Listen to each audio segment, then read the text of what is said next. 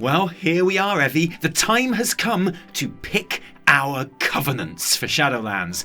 Any idea which you're going to choose? Well, I thought long and hard, Tali, and I've decided I'm going Bastion. What? Man, imagine picking the Boy Scout Smurf Lords when you could be the awesome, amazing vampire Bitey Boys. I think they're cool. Yeah, sure, Evie. They're really cool. Well, enjoy 2 years of helping old ladies across the road and holding charity car boot sales and making jam or whatever. I'm going on a wild adventure of fangs and decadence and sin and blood rain and fur collars and general twisted debauchery with the Venthyr. Well, I think they're neat, and I like the Path of Ascension minigame thing where you fight baddies. Yeah, whatever. I guess I'll catch you later. I've got really black eyeliner to put on and then smudge and plenty of outrageous, edgy fun to have. I've got to admit, this isn't quite how I imagined my time in this covenant playing out. Knowledge is power. Hello Internet, Taliesin here, and welcome to another episode of the weekly reset, Taliesin and Evitel's Wondrous Wisdomshow, in a week, where it is now just a couple of hours until the release of the first raid of the expansion, Castle Nathria, our first new raid since, and I know I keep repeating this every episode, but it blows my mind, January this year. Our first raid since January. But that means we get to take a look ahead to that and speculate on where it is going to leave us in terms of what might be happening next patch. I guess let's talk about the next patch and its release date while we're there. There's the start of all the other Season 1 stuff like PvP and Mythic Plus. There's all the news and happenings of Week 2 to discuss, like legendaries and Covenant campaigns, rampant and Blizzard-fueled in-game toxicity, and a very important and very big complaint that I have. Basically, it's another jam-packed Shadowlandsy show, which suits me down to the ground, obviously, because I'm still in a place where I basically wake up in the morning and I look forward to playing Shadowlands. I eat my breakfast and I'm thinking about playing Shadowlands. Then I hang out with my wife and my baby or whatever, I don't know, and then I get to play Shadowlands. But then I have to stop playing Shadowlands while I sleep, which is rubbish, and so the cycle continues. And I know it's a new expansion, so of course I'm obsessed with it and playing all the time. Everything I've just said isn't a judgment or reflection on the game at all. It's absolutely a reflection on me and how pathetic I am. But I am having an amazing time, and if we were to be judging the X-Pack at all, a fair comparison that might be what we were doing at this stage in BFA, which alongside running Mythic dungeons and getting ready for raid, was essentially to be vaguely grinding Azerite if you weren't a Mythic raider, and incessantly grinding it in never-ending Island Expedition hell if you were, as well as doing world quests and emissaries for reputation, so we could get, like, the best crafting recipes, and in fairness, also to unlock some cool story quests. Compared to this last week of Shadowlands, where I've been variously dungeoning, doing callings, jumping into the moor to try and make Venari love me, completing weeklies for Fat Anima so that I can unlock cool new things in my Covenant Sanctum, including, for me, in my Bitey Boys Utopia, the Venthyr party planning minigame, the Ember Court, unlocking new Renown ranks and getting Chapter 3 of the Covenant campaign quest lines, which after Chapter 1, the initial leveling campaign, and Chapter 2, the unlocking of the Maw and Torghast and the Rune Carver, is the first unique Covenant-specific chapter of the campaign, hanging with 50 random Alliance players outside the entrance to Venari's cave to mercilessly gank Horde for the Against All Odds weekly, until Blizzard gave people leaving the cave for the first time temporary invisibility and invulnerability, which ruined all of our fun because then we had to chase them down the hill for a little bit to gank them instead of just standing still. But then I played Horde for a bit, and actually I was quite happy about the invisibility and invulnerability, so swings and roundabouts. And putting groups together to dive into the 2 new wings of Torghast, which opened this week, which, by the way, netted me enough soul ash to craft my first Shadowlands legendary, which made me very happy indeed. If feeling happiness was something I could ever do again after spending that much gold on all the different crafting bits I needed. Who am I kidding? It's got orange writing on it. It's automatically brilliant, and basically I've won Shadowlands now. And there is so much that I want to talk about in all of that, but mostly I want to talk about legendaries and I want to talk about Covenant campaigns and the major headache that they are causing me right now. Because this week was when players who had kept up to date with their Soul Ash caps from Torghast were able to craft their first orange, ready for raid, assuming that you had unlocked the legendary memory, essentially the recipe for the legendary effect that you want. And that's no guarantee. If that's the case for you, I understand your pain, because the legendary I really want to craft is Clarity of Mind, which basically saves me mana and makes my Discipline Priest atonements last longer. Clearly the best option for raiding, but which only drops from a late boss in the raid. And that kind of sucks when the reset comes round and everyone else is having a mad legendary orgy and you're not invited. So what I did was, I just made myself a legendary anyway, because shit, as if I'm not getting in on that orgy. You don't say no to a legendary orgy in my experience. So instead, I made myself a pair of legendary shoes with the penitent on them, which is, in fairness, super handy in raids and dungeons and will do me just fine until I get my clarity drop, probably in like 3 months or so. And yes, it's true that when I do finally come to craft clarity, I'll be a week later getting it to rank 4 than I would have been if I'd saved up all my Soul Ash like some nerd, but it's also true that in the meantime, I've got another legendary, which is more useful in dungeons anyway, in my opinion, will definitely boost my performance in raid, and also means I don't get to the legendary orgy when everyone else is already done and bored of it. Nothing worse than an orgy where people are bored of the orgy, you know? And of course, I was lucky that my penitent memory dropped in Torghast this week, while I was farming my Soul Ash.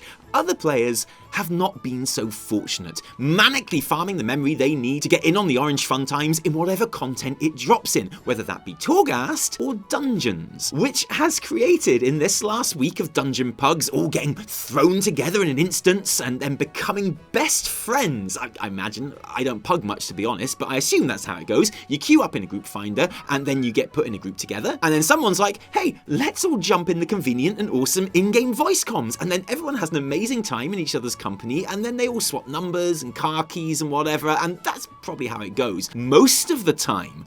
But not this week, because this week, Group Finder is in the grip of a new plague of players killing a boss, not looting the legendary memory, which they are running the dungeon specifically to get, and then dropping the group to queue again, especially if they're tanks, and especially if that dungeon is the other side. A phenomenon which maybe wasn't entirely unpredictable. I know when I looked at the dungeon loot tables and saw memories dropping from bosses that weren't the last boss, my first reaction was, do you think this might create a trend in the opening week or two where players, mainly tanks and healers, are dropping dungeons before they're completed? And not just me, some people had also noticed it was a problem on the forums. But generally, the new expansion Honeymoon Glow, combined with the knowledge that it will only really be a thing in these opening couple of weeks, meant that overall, people were more than willing to know it was a shit show, obviously. Dungeon Finder is ruined! This is why basically all WoW players need to F off. Blizz, what are you doing, brah? Learn! And fair enough, I guess.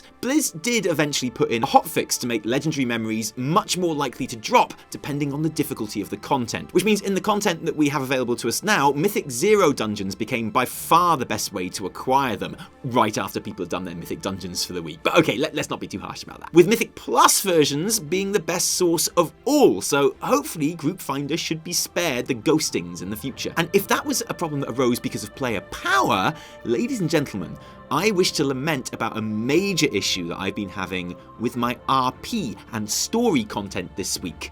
The Covenant campaigns. This week players reached rank 5 Renown, which gave them access to the latest chapter in the Covenant campaign. As I said earlier, the first unique chapter in each Covenant's campaign, which itself rewarded 1 Renown, meaning that we all ended up this week at 6 Renown, which is very interesting because it means that actually we should now be opening another new chapter every week until the final chapter 9. So what I'm saying is we're on a one-way ticket to Storytown right now. Population 4. The 4 Covenants. And you know, this kind of stuff is right up my alley, okay? New, unique story quests each week for each Covenant. I loved the Order Hall campaigns in Legion, and they were actually a major contributing factor, along with the class mounts, I'll be honest, it was mostly the class mounts, to me leveling every class in the game to max during Legion, a habit that I still ridiculously keep up to this day. So I am absolutely pumped for this, and especially pumped for next week, because the These first unique installments are all chapters that I have seen before on the alpha. Before I thought, hang on, I really don't need to be spoiling this for myself on the alpha, not when I could be testing Covenant abilities and writing bug reports for every Tuskar soul that I see in the Maw. Because everyone knows there wouldn't be any Tuskar in the Maw, because everyone knows you can't kill a Tuskar. That's a genuine bug report that I wrote and I sent off, and I stand by it. So for example, I know that this week, and blue spoiler bot for this, because it's all in the game, but it is a spoiler, I know that the Revendreth and Maldraxxus chapters this week were, yeah, they were fine. Very much opening chapters of getting stuff organised and getting ready to have some adventures, but not really having any yet. But they will. But I also know that Bastion and Ardenweald, holy heck, they have got some of the most brilliant questing in this game so far. The Kyrian chapter sees you helping clear Ascend, which involves reliving the final moments of a farmer in Redridge as he dies protecting the town and his family from the Scourge, which is just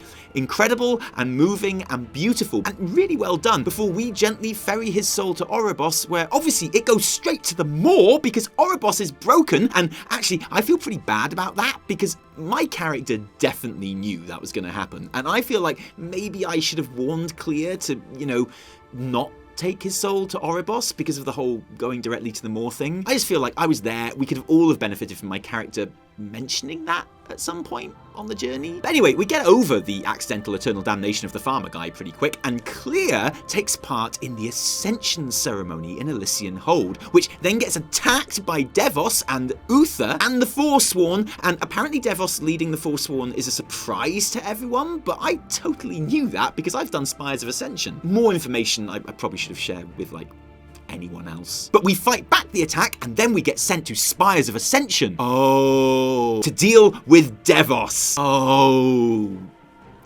and also that big platform in the middle of Elysian Hold is broken now, even if it feels like the platform is still there somehow. I guess it's like a phantom limb or something. And the Ardenweald quests, well, let's just say that they involve a certain Night Warrior, Torghast, and the certain souls of all these certain elves that were killed at a certain tree burning party at the beginning of a certain expansion called BFA. Let's just say that, shall we? But here's the thing. I know about all of those different Covenant chapters from the Alpha, but next week's installments?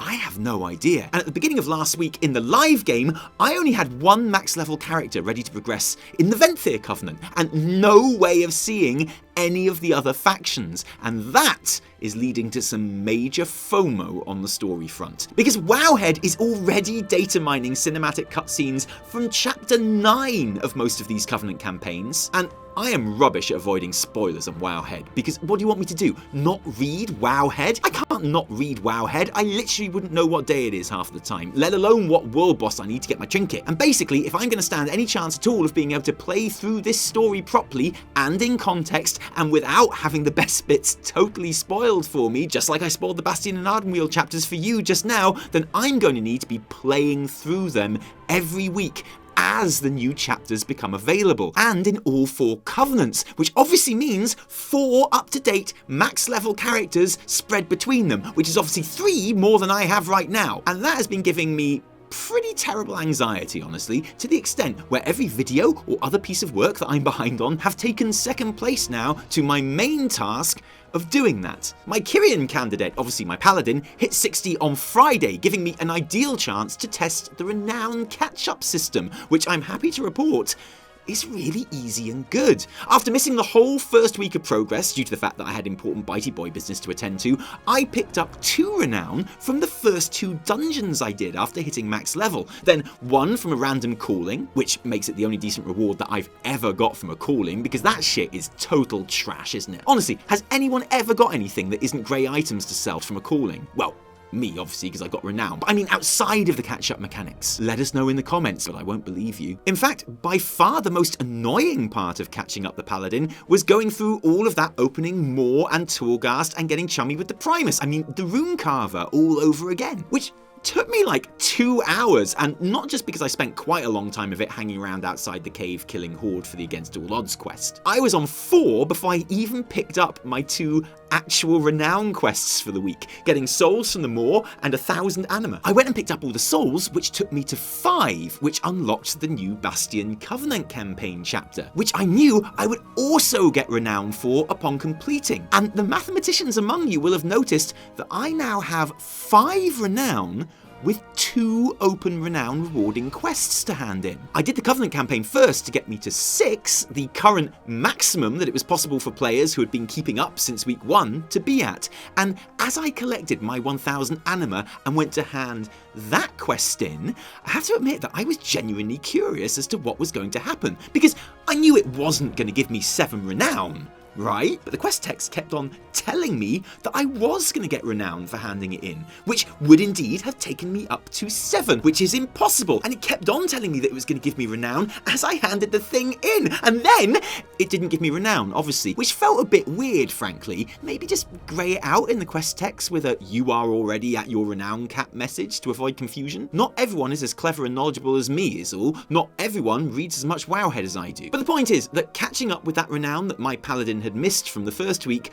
was super easy. I literally got the first 3 levels without even trying and ready to take on the current week's quests. And granted, it was only 1 week that I was catching up with, but it really wouldn't be that much effort to catch up on like 10 levels in an afternoon, easily. Which is worth knowing if you feel like your main wants to swap covenants a couple of months in, and you know you're going to need to catch up to current renown levels in your new faction. And that's really cool. It's a question that we were all asking all throughout Alpha and Beta. Blizz kept saying it was going to be very easy, but deep down, I never really believed that it would be quite as easy as this. So that's awesome news. Cheers, Ian. So good, I now have a character in both Venthyr and Kyrian to experience the weekly story installments over the next 6 weeks. I have a hunter at 55 who is going to join Night Fae, and my plan for the Necrolords is a shaman who is currently sitting at... I mean, you know, we don't have to talk much about the shaman, she'll be fine. And once all 4 of them are set up to enjoy some new story every week, that's when we are really rolling. I can start making videos and going outside and seeing my wife and child again, and all will be well. And what I'm really enjoying about this whole situation at the moment is how much these different stories, but also the different Covenant experiences in general, the different sanctums and cast of characters and music, because oh boy, that Elysian Hold music is blowing my socks off right now, and just general day-to-day busy work make me really want to have characters in all 4 of them. And just like Legion, that enticement to play alts and that drive to play alts because there's stuff that you generally want to do with them and see makes it feel like an incredibly alt-friendly expansion, however easy or challenging keeping each of them raid ready turns out to be. Shit, is that another big tick for Shadowlands? Man, I'm gonna have to find something critical to say about this before my comments get filled with like an incredibly varied amount of different spellings of the word shill. Okay, let's talk raid. With Castle Nathria normal and heroic likely out by the time many of you watch this video, the highlight centerpiece of this opening patch will be here and among us. And obviously a new raid is absolutely my favorite thing that can possibly happen in WoW. Castle Nathria as a setting is incredible, like a more sensual and emo Karazhan. Some of the fights in the raid look outrageous, and you know I love an outrageous fight, and my team is absolutely itching to get back together and absolutely totally win the race to world first for guilds with a name a bit like Immortalis. And you can bet that the whole elite commando crack team unit is at this moment pouring through Wowhead's handy collection of boss guides to work out exactly who drops their legendary memory. I mean, get a handle on all the mechanics and their own responsibilities in the fight. And for me, WoW doesn't get any more exciting than that, frankly. But it makes me think about a real concern I have, which we touched on last week and which I think we can now talk about in more detail. The scheduling of this opening patch of the expansion and the release date of patch 9.1, which may seem like a stupid thing to worry about going into the whole 3rd week of Shadowlands, but don't forget, in Legion, patch 7.1 had already been announced by this point and arrived very soon after. This is an important thing to consider, because Castle Nathria comes out this week. And if 9.1 isn't planned until March or April, which seems possible considering the 16 weeks it's going to take us to get through those 40 levels of Covenant renown, and with February's BlizzCon Online being a great place to announce a new patch coming in April or March, then that would be at least a longer wait as there was between BFA's release and 8.1, which everyone agreed was far too long. Like, many of us all remember the content in Legion being way more fun than the content in BFA, right? But Legion's content only had to be fun for half the time as BFA's a lot of the time. Scheduling is a very important part of a perpetual MMO. Now, it's true, Shadowlands has a lot going on, which I'm hopeful will keep everyone occupied for a few months. Investing in and building up those Covenant Sanctums being the main one, but also collecting and crafting all of the legendaries that you may want, making Venari fall in love with you so that traversing the moor is a piece of cake, and using her handy gem slots to really get ready for the next patch. And of course, that weekly renown progression, which very importantly has story connected to it. Because if BFA taught me anything, it's that the story of every patch needs to end with an explicit indication of what is going to happen next. Otherwise, a patch comes out, you do the raid and the quests, the story is all told within a couple of weeks, and if that is a full stop in the narrative because Blizz is keeping their cards close to their chests like they did throughout BFA, then you kind of feel done. Now compare that to finishing the new raid to come outside and find Argus in the sky, quite literally showing you where the next patch is going to be, hanging there, keeping everyone excited long after they finish the content, and I mean, it's obvious to me which is better. So I don't know if there's going to be a cinematic to see at the end of this first raid. It would be unusual, but nothing surprises me anymore. But either way, I'd like to see the raid end not just with a well done hero with more work, I'm sure the Shadowlands will be restored to its former glory, but also a very clear indication of where we're going next. Like, wow, I can't believe Denathrius was talking about Hellier at the end there. I guess we're gonna have to take the fight to her. Or, man, I can't believe when we got back to Oribos after killing Denathrius, all the brokers had turned red and were attacking everyone on sight. I knew we couldn't trust those Oscar Pistorius looking mofos. Let's go to their realm next and wipe them out. And of course, in Shadowlands, that narrative breadcrumb doesn't have to be delivered through the raid. We still have 6 more installments of the Covenant campaigns to go too, and I'd love to see those end with an explicit explanation of what has to happen next, rather than a resolution that essentially finishes the patch with maybe another 10 weeks still to play. For what it's worth, I think we're looking at something major going down in Maldraxxus. I've talked before about how the House of the Chosen is very big and well designed, with lots of open and different shaped areas in and around it that we could only access for a few quests and leveling before it got taken over by baddies. Vyras is still alive and running the place, and there's the small matter of that strange necropolis that floats around the zone and appears on the map like some kind of Centinax or something. You know, it all just seems a bit too perfect for me. I want to make it clear that whatever happens with patch 9.1 though, and however long it takes to arrive within reason, I think Shadowlands is proving itself already to be a really top-notch expansion with all the right kind of endgame fun going on, and if any recent X-Pack is equipped to stay engaging and fun for as long as possible,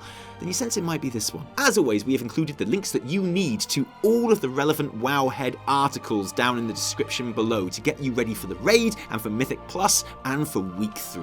Okay, I have talked far too much this episode. It's your turn. How has your week been? Because you've been super busy. I'm just going to sit here with my coffee and you can tell me all about it. Okay, so what have I done this week? That's what I asked. I got my Silverwind Larian mount, which was easily the highlight of the week. Explain that to me, please, because all I know is that there have been many moments where you've gone, Tali, stop your typing or whatever you're doing and look after the baby because I'm doing something very important. Yes, that's exactly what happened. So the Silverwind Larian is the mount that you get from finding 50 anima crystal shards around Bastion, including the dungeons there too. Right, okay. And they're like this big. They're teeny tiny and dotted all over Bastion and tucked away in corners. And some of them are like really kind of diabolical, like placed. It's a challenge to get them. You know what would be really handy? What? Venthyr teleport. Yeah, I know. I know that. Anyway, I finally got it. And it was brilliant, and it was amazing. How long did it take you? Well, no. A few hours of solid going for it. Listen, I've known you for quite a while, and I know there's basically nothing you love in World of Warcraft more than running around collecting crystals. It's for a mount. Honestly, like, it can be for anything. But if, like, you give me a not even a quest, if there's just the option to find crystals in WoW. Like, I did it with like nether shards for the nether drake. I did it for the long lost hippogriff and it's always crystals. Yeah, I don't know why it's always crystals. The hippogriff one in Legion, that you needed to get they despawned. Yeah. Oh my god, yeah, and you had to get 5 of them. And people could click one of them while you were fighting. So yeah. Oh, I remember the joy of that one. This one seemed a little bit easier though. Yeah, anyone can do this one. It just takes time. Yeah. And a little bit of help from friends or not friends. So I had 1 crystal left. I had to run a macro to find out that I had 1 crystal left, and it's because it doesn't track your progress on the crystals because it's diabolical. And so then I had this 1 crystal. It was like at the top of an arch, which I couldn't get to because I can't fly. In theory, if I went off of a cliff and then floated down, whatever. I wanted to do it just myself, and I couldn't do it.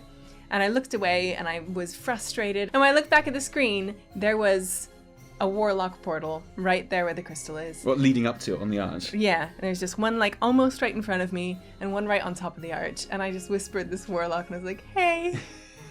Hello. Can I use your portal, please? please? Can I use your gateway, please? And they're like, yeah, sure.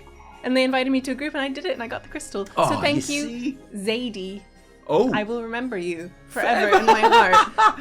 Oh shit, Zadie? Yeah. That's amazing. Yeah. Thank you, Zadie. That was great. There we go. The spirit of cooperation and friend making alive and well in Shadowlands. It was so good. Except outside Venari's cave, where it's definitely not alive and well. No. It's just skeletons. I have war mode off. No way! I know. I don't know you anymore. I had a few ganking experiences, and then I forgot to turn it back on. I did some dungeons. Oh, did you? And I did some Torghast. Did you get all your Torghast done? Did you get all your Soul Ash? No. Have you got a legendary yet? No. Evitel? I know. It's raid in like a minute. What are you doing? I'm trying to farm my actual good legendary. Oh, right. Where does that come from? It comes from Plaguefall. What's your eye level? It's not very high. Don't say that on the screen.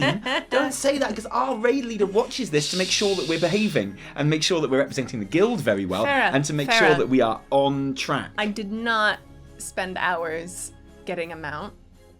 I spent those hours getting ready for raid. She did meet a very nice warlock who I think might be quite good in the guild. Maybe some high actually, DPS. Very good at portals. That's the thing. Because I hear there might be a DPS spot coming up in the raid. Oh. Well, honestly, we're full of hunters. There are literally like 7 hunters in the raid. Is it just hunters and shadow priests at this point? It's hunters, 2 shadow priests, and a mage. That's it. Oh my god. There might be more. We're definitely going to win the race to world first. I don't even see what could possibly go. I don't see what could possibly go wrong at this stage. We're going to be fine. Oh my goodness. We're not going to finish this raid until like 2022. Nope. We just got to work out how to make it work with the baby. Yeah. Basically, we have to take baby out all day on Thursdays and Sundays now to be outside the whole time and not let him sleep at all, and then or feed him, and then like about, because we start raid at 8 o'clock our time, about 7:30 in the... We start at 7 our time. Oh, we do. About that explains a lot from that. I've just accepted that I'm going to be late for every raid. No. I'm going to be that person. Has our raid leader accepted that? Well, I've told our raid leader. Oh, have you? Yeah, of course I have. And he was okay with that? I mean, I haven't had a response yet. I think it's fine. Yeah, if you haven't had a response, that definitely means it's fine. That's absolutely what it means. No response is a good response. It's exactly right. Like when I was younger and I used to ask people out on dates and they didn't reply, I just turned up at the date place and it almost always happened. Like, definitely. Yeah. Never ended in tears. That never ended up with me drinking alone. We'll tell you all about it next week. Thank you for joining us this week, though. If you like this video, don't thank us. Thank our patrons who give their actual real life money to make all our videos happen. And patrons, thank you for making all our videos happen. Thank you. If you didn't like it, downvote the shit out of it. Remember, my name is Dratnos. No, my name is Taliesin. From me... And me, Evitel. And the Nyrin too. Until next time, cheerio.